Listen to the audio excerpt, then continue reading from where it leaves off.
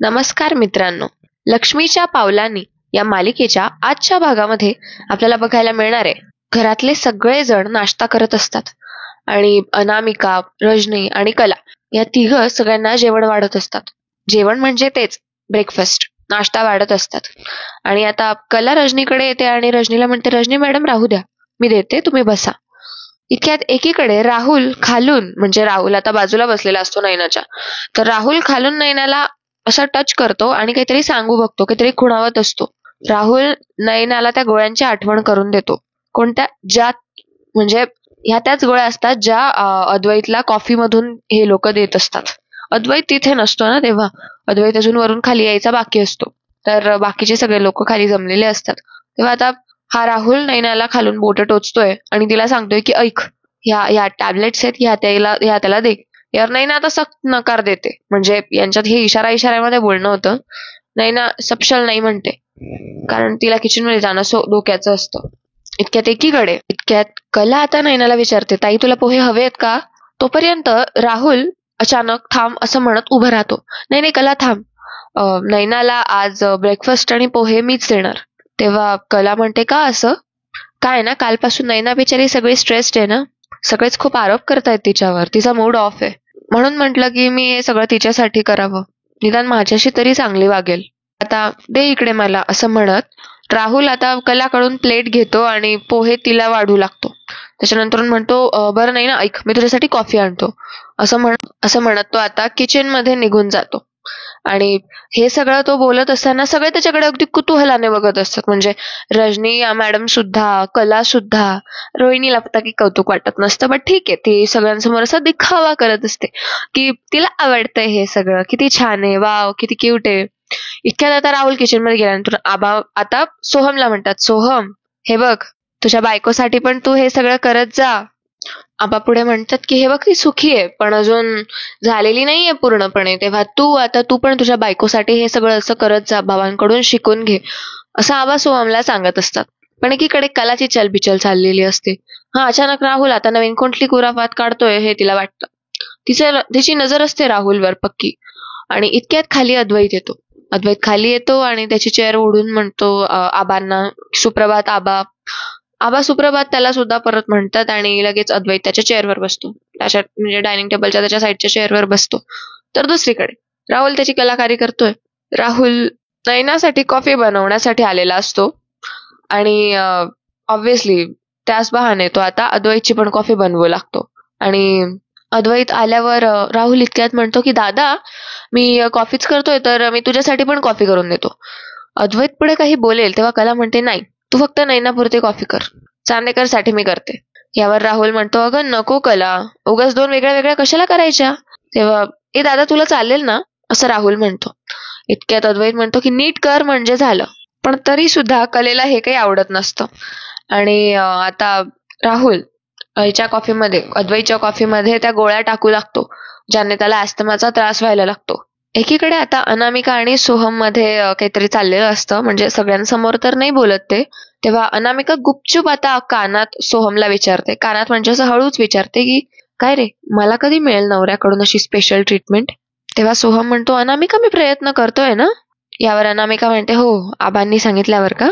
आणि असं बाकीच्यांचं बघून? यात काहीच मजा नाहीये रे सोहम, कधीतरी स्वतःच्या डोक्याने तरी विचार कर. एकीकडे कला विचार करत असते, या राहुल बद्दल मला अशी शंका काय येते, हा असा अचानक चांगला गावर वागतो, म्हणजे अचानक तर काही चांगला वागणार नाही, हा नक्की काहीतरी आहे. इतक्यात आबा म्हणतात, राहुल अशा छोट्या छोट्या गोष्टींनी प्रेम वाढतं बरं का. तेव्हा राहुल म्हणतो, हो आबा. इतक्या तिकडे आता राहुलचा फोन वाजू लागतो आणि सगळेजण तो फोन बघतात. नैना सुद्धा तो फोन बघते आणि आवाज देऊन सांगते त्याला की राहुल तुझा फोन वाजतोय. तेव्हा कला राहुलला म्हणते, थांब मी देते तुला आणून, असं म्हणत कला डायनिंग टेबलकडे येऊ लागते आणि राहुल त्याची कॉफी रेडी करून किचन मध्ये असतो. राहुललाही असं चलबिचल होऊन जातं, राहुलही तिकडनं धावत येतो आणि कलाही इकडनं फोन घेण्यासाठी. आणि मुळात तो फोन जो आलेला असतो तो गौरव राहुलला तिकडून फोन करत असतो. आणि कला आता फोन उचलते आणि म्हणजे हातात घेते फोन, आणि इतक्यात राहुल तिच्या हातातून फोन हिसकावून घेतो आणि फोन हिसकावल्यानंतर म्हणतो की घेतो मी. आणि कला आता विचार करू लागते की जीपी, हा जीपी कोण आहे.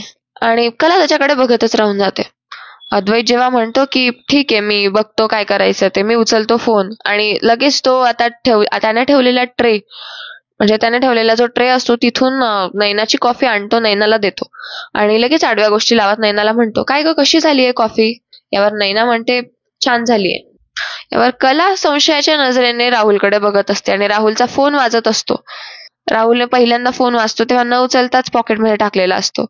जेव्हा दुसऱ्यांदा फोन वाजतो, दुसरा फोन वाजल्यानंतरून सुद्धा त्याच्या चेहऱ्यावरचा रंग उडालेला असतो आणि कला त्याच्याकडे संशयाच्या नजरेनेच बघत असते. तेव्हा राहुल आता पुढे म्हणतो, रजनी मामी, अंजूला सांगून माझा ब्रेकफास्ट माझ्या रूम मध्येच पाठवून द्या. हा, मी रूम मध्येच करतो, मी तिकडेच आहे. तेव्हा रजनी म्हणते की हो हो चालेल, सांगते. राहुल म्हणतो, चला मला काम आहे जरा, मी येतोच. कला मात्र विचारात पडून जाते. फोन आल्या आल्या हा असा वर का गेला? नक्की हे जीपी प्रकरण आहे तरी काय?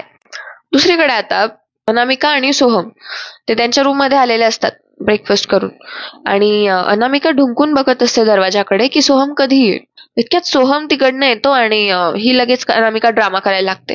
ती म्हणते की मला असं वाटतं मी सुंदर दिसत नाही. अरे इतका ड्रामा करते ना ही मुलगी. मला असं वाटतं की मीच सुंदर दिसत नाही असं ती म्हणते आता, किंवा असं माझ्यातच काहीतरी कमी आहे. अरे कारण म्हणजे माझ्या नवऱ्याचं माझ्यावर प्रेमच नाहीये. त्यानं माझ्याशी लग्न केलंय खरं, पण काय माहिती ग, माझ्याबद्दल काहीच वाटत नाही त्याला. आपल्या नवऱ्याच्या नजरेत आपण खूप सुंदर असावं, आपण छान वाटावं, एवढीच अपेक्षा असते ग. आणि कदाचित माझ्या नशिबात तेवढं नाहीच आहे.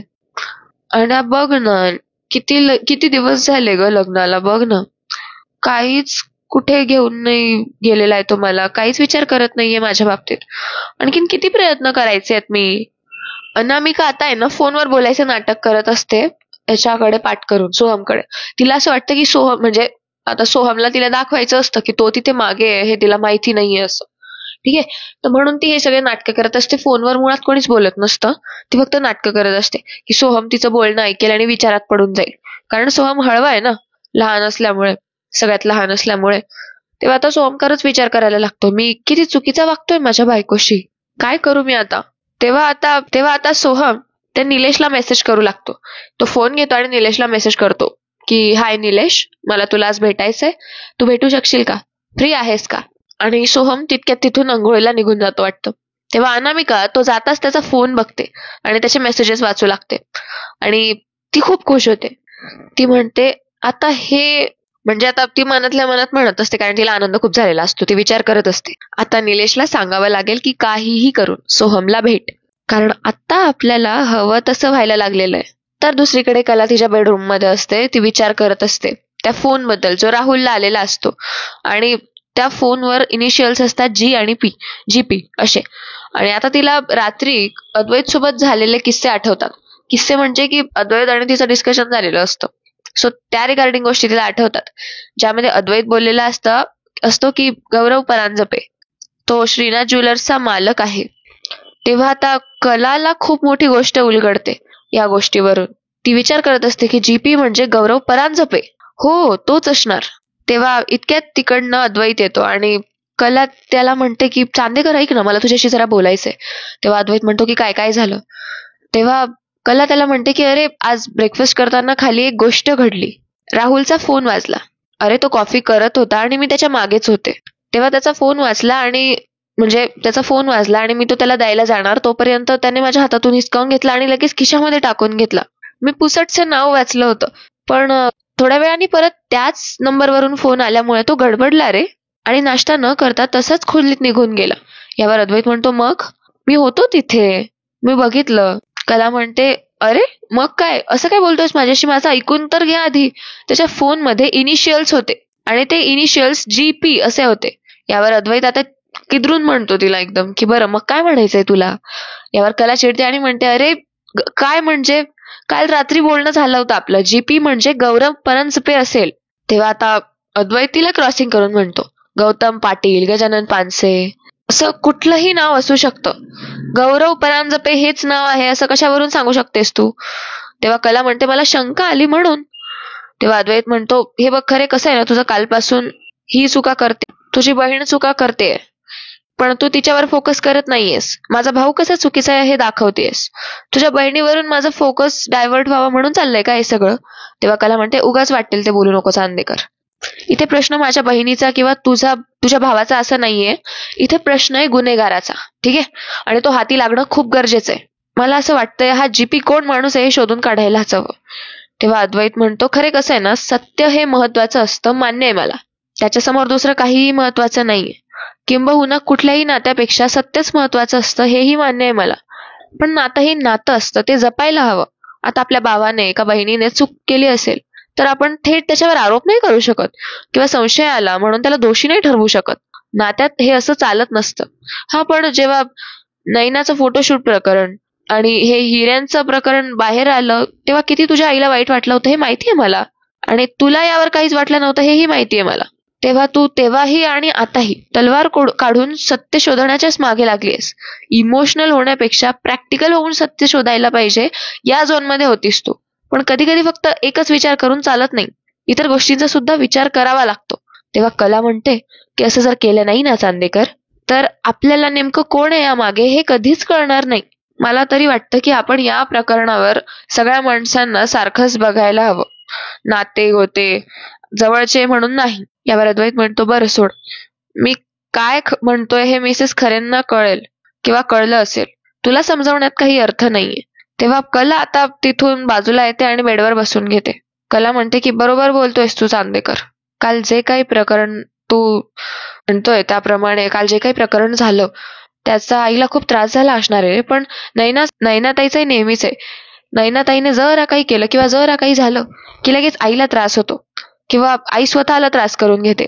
यामुळे पण ती अस्वस्थ झालीच असणार. पण नैनाताई ती नेहमी आमचा घात करत असते. तिला फरकच पडत नाही की आईला आणि आम्हाला तिच्यामुळे त्रास होतो. तेव्हा अद्वैत म्हणतो, बरं मग एवढं सगळं झालं होतं तेव्हा तू साधा कॉल केला होतास का मिसेस खरेंना? तेव्हा कला म्हणते, अरे आता तेव्हा मी करणारच होते, पण इतक्यात अद्वैत म्हणतो, पण नाही जमलं, काम आलं, चल आता जाऊन भेटून तरी येऊ त्यांना. असं म्हणत आता अद्वैत तिथून लगेच त्याचा लॅपटॉप वगैरे उचलतो आणि कलाला म्हणतो की चल. तेव्हा आता कला त्याला म्हणते की चांदेकर, या प्रकरणात जो कोणी गुन्हेगार असेल ना त्याला मी आयुष्यात कधीच माफ करणार नाही. असं म्हणत कला तिचा फोन घेते, पर्स घेते आणि तिथून निघते अद्वैत सोबत तिच्या माहेरी जायला, संगीताला भेटायला. तिकडे कलाच्या माहेरी संगीता दिनकरला नाश्ता आणून देत असते आणि टेबलवर ठेवते आणि म्हणते की घ्या नाश्ता करून घ्या. काजू नाश्ता करून घे ग. असं म्हणत आता काजलला सुद्धा आता संगीता सांगत असते की तू पण नाश्ता करून घे बाळबाबांसोबत बसून. आणि आता काजू हे सगळं बघते आणि संगीताच्या चेहऱ्यावरची नाराजी, तिच्या चेहऱ्यावरचं दुःख तिला दिसत असतं. तेव्हा आता काजू म्हणते की चला खरे बाई, तुम्ही सुद्धा नाश्ता करून घ्या आमच्या बरोबर, चला. तेव्हा संगीता म्हणते की मला नकोय, मला नाही करायचा. असं म्हणत संगीता तिथून निघू लागते आणि काजू तिचा हात पकडते. काजल तिचा हात पकडून म्हणते, खरे बाई नाश्ता कर बघू गप्प. इतक्यात दिनकर म्हणतो की संगी, हो ये बरं. तेव्हा संगीता म्हणते की थांब निलिमा, ठीक आहे बस इथेच, कर नाश्ता. असं म्हणत आता संगीता आता काजलला बसवते आणि किचन मध्ये जाऊ लागते. इतक्यात दिनकर म्हणतो की खरे बघ, तुझ्या मनात काय चाललंय हे कळतंय आम्हाला सगळं. इतकी वर्ष संसार केलाय तुझ्यासोबत. अगं अन्न पाण्याचा त्याग केलायस ना तू. आपल्या मुलीचं प्रकरण निवळेपर्यंत तुझ्या मनात तीच भावना राहणार आहे. सोन्यासारख्या चांदेकरांना फसवलंय आपल्या मुलीने. खूप वाईट वाटतंय तुला. अगं मला पण वाटतंय ना. आपली मुलगी लाख चुकली असेल, पण तू अन्न पाणी सोडल्याने काय होणार आहे? याने काहीही होणार नाहीये संगी. चल निमूटपणे चल आमच्यासोबत, तू पण नाश्ता कर बरं. यावर संगीता म्हणते की नको मला. अहो नैनीची लाख चूक असेल, पण चूक माझी पण आहे ना. माझ्या चुकीची शिक्षा मला कोण देणार? नाही नाही, मी केलेल्या चुकीची शिक्षा मीच भोगणार आहे. मला भोगू द्या माझी शिक्षा. असं म्हणत संगीता आता किचन मध्ये निघून जाते आणि काजल खरे बाई म्हणून तिला थांबवण्याचा प्रयत्न करते. तेव्हा दुसरीकडे काजल आता तिच्या वडिलांना सांगते, दिनकरला सांगते की बाबा तुम्ही बसा, तुम्ही खाऊन घ्या, आपण समजावू आईला. तेव्हा आता दिनकर त्याची इच्छा नसतानाही त्याच्या हातात प्लेट घेऊन घेतो. दुसरीकडे सोहम निलेशला भेटलेला असतो आणि निलेशला आता गोष्टी सांगू लागतो की बघ ना निलेश, अरे मला खूप त्रास होतोय. स्वतःच्याच बायकोच्या तोंडून हे सगळं ऐकून आता कुठला नवरा शांत राहू शकतो? यावर निलेश म्हणतो, हे बघ सोहम, मी एकदम क्लिअर बोलतो. तुला बरं वाटावं म्हणून तुझ्या तोंडावर एक बोलायचं आणि मागे एक, असं नाही जमत मला. यावर सोहम म्हणतो की अरे तू सांग ना, तू फॉर्मॅलिटी काय करतोयस. तेव्हा निलेश म्हणतो की अरे तुझं चुकतंय, अनामिका बरोबर आहे, तिची काहीच चूक नाहीये. यावर सोहम म्हणतो करेक्ट आहे तुझं. निलेश पुढे म्हणतो की अरे तिची काहीच चूक नाहीये. अरे अशा वेळेस तू चुका सुधारायच्या असतात, हे असं रडत बसायचं नसतं. होतं असं कधी कधी. यावर सोहम म्हणतो कधी कधी नाही, माझ्याकडून ना हे असं नेहमी होतं. कधी त्या कायलचं आयुष्य बर्बाद केलं मी, आणि आता अनामिकाचं करतोय. करेक्ट बोलतोयस तू, मला काहीच सुचत नाहीये. यावर निलेश म्हणतो की तुला तुझं डोकं शांत ठेवायची गरज आहे. तेवढ्यात आता वेटर त्याच्या समोर एक दारूचा ग्लास आणून ठेवतो आणि सोहम त्याकडे बघतो. निलेश सुद्धा आता वेटरकडे बघू लागतो आणि निलेश आता वेळेची संधी साधूनच सोहमला म्हणतो की हे बघ सोहम, आता पी थोडी तरी, तुझा स्ट्रेस कमी होईल, तुझं टेन्शन कमी होईल आणि काहीतरी मार्ग निघेल. तेव्हा प्लीज ट्राय कर. तेव्हा आता सोहम नाही म्हणत असतो. सोहम स्पष्ट नाही म्हणतो आणि म्हणतो मला कुठल्याही गोष्टीची चटक नकोय. यावर निलेश म्हणतो की ठीक आहे, तुझी मर्जी, बट चटक वगैरे काही लागत नसते रे, आणि ओकेजनली तू तर घेतोच ना पार्टी वगैरे मध्ये, बाकी तू बघ. तेव्हा आता सोहम त्या दारूच्या ग्लासकडे बघून विचार करू लागतो. एकीकडे संगीता किचन मध्ये उभी असते आणि ही काजल तिच्या आणि दिनकरच्या प्लेट्स किचन मध्ये आणून ठेवते.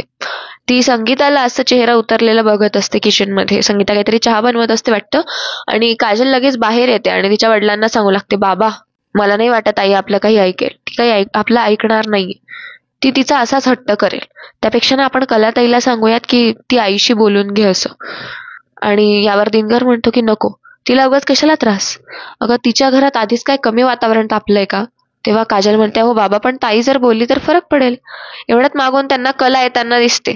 तेव्हा आता काजल कलेला हात धरून इकडे घेऊन येते आणि म्हणते या भैया, बरं झालं आलीस तू, तुला ना 100 वर्ष आयुष्य आहे.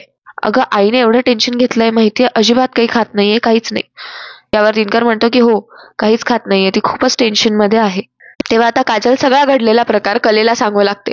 त्या शेजारच्या बाया वगैरे ज्या काही बोलल्या ते. शेजारच्या बायका खूप काही पण बोलत होत्या, मुलींना धपाटे घातले नाही, मुलींना संस्कार घातले नाही वगैरे, त्याचा आईने खूप टेन्शन घेतलंय असं आता कलेला ती काजल सांगत असते. तेव्हा कला म्हणते की मी बोलते आईसोबत, काय काय नाही ते. तेव्हा काजल म्हणते की हो. तेवढ्यात आता काजल पुढे अद्वैतला म्हणते की बसा ना प्लीज. तोपर्यंत कला आता किचन मध्ये संगीताकडे येते आणि संगीताला म्हणते की वा वा वा, काय घमघमाट सुटलाय ग आई चहाचा, चल बरं माझ्यासोबत एकदा चहा प्यायला बस. तेव्हा आता संगीता तिच्या चेहऱ्यावरचं दुःख लपवण्याचा प्रयत्न करते आणि कलेसमोर हसण्याचा प्रयत्न करते. आणि संगीता आता पुढे म्हणते अगं भरते कला कप तुझ्यासाठी, चल. कला म्हणते की आणि स्वतःसाठी पण एक कप भर. तेव्हा आता संगीता कलाकडे बघू लागते. काजू आणि बाबांनी सगळं सांगितलंय ना तुला. तेव्हा कला म्हणते हो कळलं ना आता तुला, चल आता तू पण माझ्या बरोबर चहा प्यायला बस.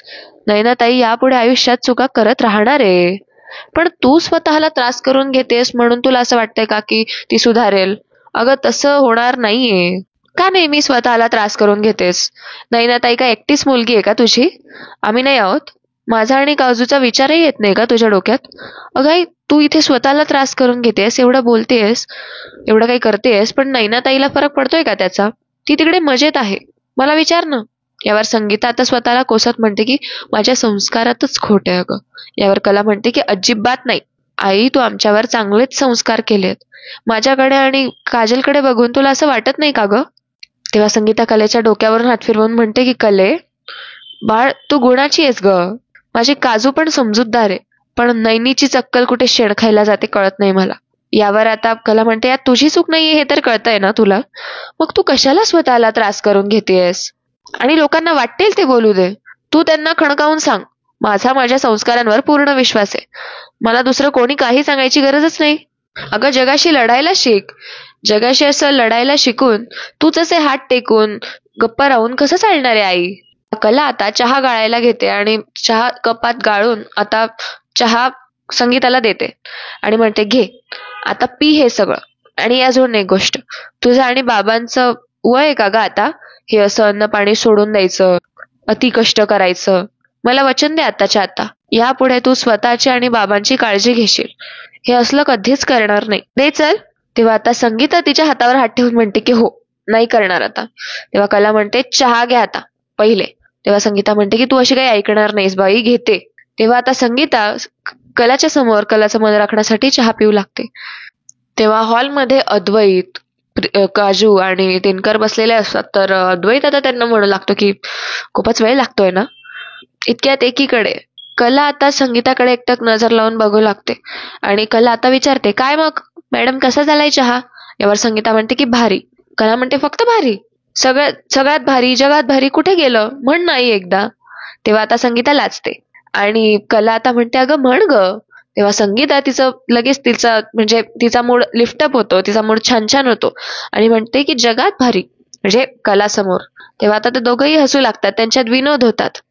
तेव्हा आता अद्वैत आवाज देतो आणि म्हणतो, मिसेस खरे, मी बाहेर बसलेलोय वाट बघतोय चहासाठी, तेव्हा मला लवकरात लवकर चहा द्या बरं. तेव्हा आता संगीता म्हणते की अरे बापरे, हे सुद्धा आले का? चल चल, त्यांना चहा वगैरे द्यावं लागेल. तेव्हा कला म्हणते की हो मग.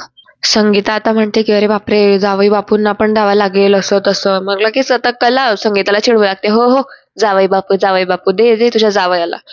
आणि त्या दोघं आता हसू लागतात, गप्पा गोष्टी करू लागतात. इतक्यात आता घरात आहे ना कोणीतरी शिरून येतो. असं म्हाताऱ्या माणसाच्या वेशात असतं आणि हातात काठी असते. तो माणूस घाईघाईत घराने येतो आणि घ्या घ्या घ्या असं म्हणतो आणि दरवाजा लावून घेतो. लगेच एकीकडे खिडकीकडे जातो, खिडकींचे पडदे लावून घेतो. इतक्यात काजल त्याला आवरायला जाते की ए कोण आहेस तू? तेव्हा घरात सगळेच आता बोलू लागतात. एकीकडे दिनकर सुद्धा बोलतो, ए कोण आहेस तू? आमच्या घरात का घुसून आलायस? कोण आहेस तू? सगळे त्याला आवरू लागतात आणि तो सगळ्यांना बाजूला करू लागतो. हा ओरडाओरडा ऐकून संगीता आणि कला सुद्धा बाहेर येतात हॉलमध्ये आणि तो कोण आहे, त्याला पकडा पकडा असं म्हणतात. तो वेषांतर करून आलेला कोणीतरी त्यांचाच ओळखीचा असतो वाटतं आणि म्हाताऱ्या माणसाच्या वेशात असतो, पार हातामध्ये काठी वगैरे असते. आता संगीता दिनकरला सांगते की अहो बाहेर काढा त्याला. तेवढ्यात तो वेषांतर करून आलेला माणूस म्हणतो की अहो अहो, मला बोलू द्या. अगं मावशी. तेव्हा संगीता चिडद्याने म्हणते, ए मावशी कोणाला म्हणतोयस? तेव्हा दिनकर सुद्धा पाठोपाठ म्हणतो, ए मावशी? संगीता म्हणते, अहो बघा ना, मला मावशी म्हणतोय हा. तेव्हा तो वेषांतर करून आलेला तो व्यक्ती, तो बावळट माणूस म्हणतो की तुम्ही मला ओळखलं नाही?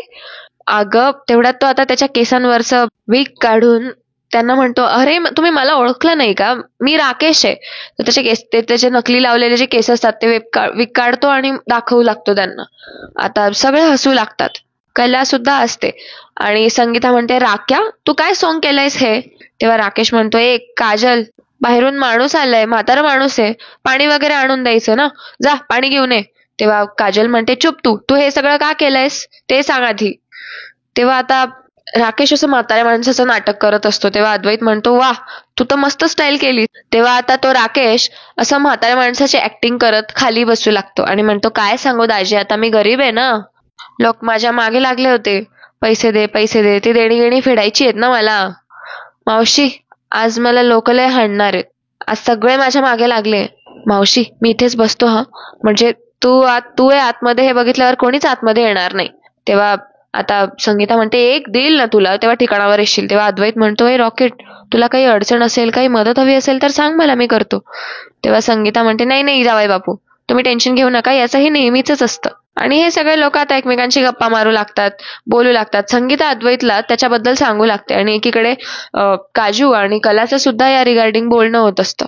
तेव्हा आता तो आहे ना उठून तिथून चालला जातो, तो राकेश, आणि जातो आणि बाहेरून दार लावून घेतो, म्हणजे दार ओढून घेतो. तेव्हा तो गेला म्हणून आता सगळे तसंही त्याला हसत असतात. इतक्यात कला म्हणते की आई, तू हसते तेव्हा किती गोड दिसतेस, अशीच हसत राहा. बरं ऐक, आता निघू का मी? तेव्हा संगीता म्हणते, अगं तेवढा चहा घे ना. तेव्हा कला म्हणते, अगं नंतर येते. तेव्हा संगीता म्हणते, हो जावई बापू, तुम्ही तरी चहा घेऊन जा. यावर अद्वैत म्हणतो, नाही नको मिसेस खरे, तुम्ही स्वतःची काळजी घ्या, आमची काळजी करू नका, आणि हो खाऊन घ्या. तेव्हा कला म्हणते, अगं ऐक, जेवायचंय, आणि ऐक, आणि गुंड्या, आईने खाल्लंय, किती खाल्लंय, या सगळ्याचा फोटो फोन करून मला सगळं सांगायचं. तेव्हा आता ह्या सगळ्या गोष्टी कला काजूला सांगत असते आणि आता काजू म्हणते की ओके बॉस, डन. तेव्हा कला म्हणते की चला येते आई मी, बाबा मी येते, काळजी घे. चला बाबा येते मी, तुम्ही पण काळजी घ्या. तेव्हा आता ती सगळी लोक यायला निघू लागतात, म्हणजे जायला निघू लागतात. कला आणि अद्वैत दोघंही ते सगळ्यांना बाय वगैरे करतात आणि संगीताच्या चेहऱ्यावर ती दोघंही गेल्यानंतर एक गोड हसू आलेलं असतं. तेव्हा कला अद्वैत बाहेर येतात आणि कार जवळ येतात तेव्हा एक चप्पल वेगळी आणि एक दुसरी चप्पल वेगळी अशी त्यांना पडलेली दिसते. तेव्हा अद्वैत म्हणतो, हे काय आहे हे, एक चप्पल वेगळी दुसरी चप्पल वेगळी. खूप कॉमेडी माणूस आहे हा तो राकेश. ते राकेश बद्दल बोलत असतात. तेव्हा कला म्हणते, खरंय, हे असं आहे ना रॉकेटच करू शकतो. तेव्हा अद्वैत म्हणतो, पण हे असं वेषांतर करून कोण फिरतं? तेव्हा कला म्हणते मला ना खरंच खूप कौतुक वाटतंय चांदेकर, म्हणजे त्याचं खूप कौतुक वाटतंय मला, आपण कोणीच त्याला ओळखू शकलो नाही. तेव्हा कलेला एक युक्ती सुचते आणि म्हणते चांदेकर. तेव्हा अद्वैत तिला म्हणतो की अगं ओरडतेस काय, मी इथेच तर आहे. तेव्हा कला त्याला सांगते मला एक गोष्ट सुचली, तुला सांगू का? मला असं वाटतं मी पण वेषांतर करून श्रीनाथ ज्वेलर्स मध्ये गेले तर अरे ते मला ओळखूच शकणार नाही आणि मला व्यवस्थित पुरावे सुद्धा आणता येते. तेव्हा अद्वैत म्हणतो तुला एवढं सोपं वाटतं का ग ते? तेव्हा कला म्हणते का, तू करू शकतो तसं मीही करू शकते, तुला काही डाऊट आहे का? यावर आता अद्वैतला बोलायला काही सुचत नसतं. तेव्हा कला म्हणते ठरलं तर मग मी वेषांतर करूनच श्रीनाथ ज्वेलर्स मध्ये जाणार आणि ठोस पुरावे घेऊनच परतणार. कला मनाशी असा निर्धार करते आणि ते दोघं जेव्हा घरी येतात तेव्हा कला आता तिच्या बेडरूम मध्ये फिरत असते, फेऱ्या मारत असते आणि विचार करते वेषांतर करून जायचं असं ठरवलंय, पण नेमकं काय करू? हा मी तर आधी हे केलंय, तिला आठवू लागतं. ती म्हणते की चांदेकर, हा हा. तेव्हा ती आता त्याचा एक ब्लेझर घेते आणि तो ब्लेझर घालून बघू लागते. तेव्हा ब्लेझर घातल्यानंतर ती म्हणते नको, मी यात ओळखू येऊन जाईल. तेव्हा ती ते ब्लेझर ठेवते आणि आणखीन 2-3 ब्लेझर तिथे काढते अद्वैतचे. जेव्हा अद्वैतचे ब्लेझर ती काढत असते आणि त्या गडबडीत ती असते तितक्यात तिकडनं अद्वैत येतो आणि तो म्हणतो हाय बघ मी काय आणलंयस. तेव्हा कला म्हणते काय रे, काय करतोयस तू? तेव्हा अद्वैतने केसांसाठी वीक आणलेलं असतं, म्हणजे केसांवर, म्हणजे डोक्यावर ठेवायला. वेषांतर करून जायचं असतं ना कलेला, तर मग तो म्हणतो बघ मी काय आणलंय. तेव्हा कला म्हणते हे आणलंय तू वेषांतर करून जाण्यासाठी? तेव्हा अद्वैत म्हणतो की तो ते विक्स आता तिला दाखवत असतो, एक पांढरं असतं एक काळं असतं वगैरे वगैरे, आणि कला आता तोच विचार करत असते. तर पुढील भागात आपल्याला बघायला मिळणार आहे की अद्वैत आता कलेचं वेषांतर करतोय. तेव्हा तो कलेला छान रेडी करतो आणि ते दोघंही आता छान वेषांतर करत असतात. कलेला तो तिची तयारी करून देतो आणि यावर आता तिची म्हणजे कलेची तयारी जेव्हा अद्वैत करून देतो तेव्हा कला आता पुढे म्हणते की आपल्याला काय सांगितलंय त्या काउन्सिलरने की दोघांची कामं सोबत करायची. तेव्हा कला सुद्धा आता अद्वैतला रेडी करून देत असते. ते दोघं म्हाताऱ्यांचं वेश घेऊन तिथे जातात श्रीनाथ ज्वेलर्सला आणि त्याची ऍक्शन चेंज करून आता अद्वैत त्या तिथल्या दुकानदारांना म्हणजे तिथल्या सेल्सच्या लोकांना सांगू लागतो, सेल्समन्सला सांगू लागतो. कुठे म्हणजे ते श्रीनाथ ज्वेलर्स पर्यंत पोहोचूनही जातात आणि तो तिथल्या एका सेल्समॅनला सांगू लागतो माझ्या बायकोला हिऱ्यांचे दागिने खूप आवडतात. तेव्हा कला आता हळूच बोलते की ते बघ ते तिथे लावलेलं कलेक्शन बघ. तेव्हा अद्वैत ते बघतो आणि म्हणतो की अरे हे तर आपलं कलेक्शन आहे. तेव्हा ते दोघंही आता विचारात पडतात आणि आता असं वाटतंय की त्या दोघांना खरंच काहीतरी पुरावे हाती लागणार आहेत. काय माहिती आता काय होतं पुढे जाऊन. बघत राहा मालिका. आणि हो, नेहमीप्रमाणे आपला व्हिडिओचा शेवटचा पार्ट. तुम्ही सगळे तुम्हाला सांगितल्याप्रमाणे आम्हाला खूप प्रेम देत असतात आणि तुमचं हे प्रेम आम्हाला खूप प्रोत्साहन देणारं ठरलेलं असतं. त्यामुळे आजचे आपले व्ह्यूअर्स ऑफ द डे आहेत ललिता हजारे, सविता कीर्तीकर, चंदा कदम. आता मी हे जे 3 नावं घेतले हे यातले ऑलमोस्ट मला कमेंट्स रोज बघायला मिळतात. खूप छान छान कमेंट्स आलेल्या असतात त्यांच्या. ते मला नेहमी सांगत असतात की तुमची माहिती खूप छान असते. आणि नेहमीप्रमाणे आजचा काय 4था दिवस आहे वाटतं, आनंद केसवानी यांची पुन्हा एक छानशी मोठीशी कमेंट आली आहे आणि ते असं म्हणतात की मला एक्सपेक्टेड नव्हतं की तुम्ही नाव वगैरे घ्याल वगैरे and all that stuff. Madam creator असं म्हणतात ते मला. आणि त्यांचं असं म्हणणं आहे की तुम्ही खरे म्हणजे असं सूत्रधार आहात. सो त्यांचं सुद्धा या मालिकेला घेऊन खूप चांगलं अफेक्शन आणि प्रेम मला दिसतंय, कारण ते या मालिकेमध्ये खूप छान छान स्टेटमेंट्स देत असतात मालिकेबद्दल की खूप असं रंजक एपिसोड्स बघायला कधी मिळतील याची आम्हाला घाई लागलेली आहे. हो खरंच. सो आनंद केसवानी थँक्यू सो मच. त्यानंतर वसंत जोशी, प्राजक्ता कांबळे, साईराज चॅनल. आता ही सगळी लोक एकच सांगतायत की मालिका सुंदर आहे आणि तुमचा आवाजही. Thank you so much. Surekha Sawant, Shaila Kamble, Priya Shinde आणि सुलभा तांबे. आता हे आपले रेग्युलर व्ह्युअर्स आहे आणि रेग्युलर कमेंटर सुद्धा आहेत. ते प्रत्येक आपल्या व्हिडिओला कमेंट्स करत असतात. सो मला त्यांचं नाव अनाऊन्स करून त्यांना थँक्यू म्हणावं असं वाटतंय. आणि असंच प्रेम देत राहा, असंच सपोर्ट करत राहा, अशाच प्रोत्साहन देणाऱ्या कमेंट्स आम्हाला सांगत राहा, सो दॅट आम्हाला आणखीन प्रेरणा मिळत असते. तेव्हा भेटूया पुढच्या व्हिडिओमध्ये. तोपर्यंत धन्यवाद आणि जय महाराष्ट्र.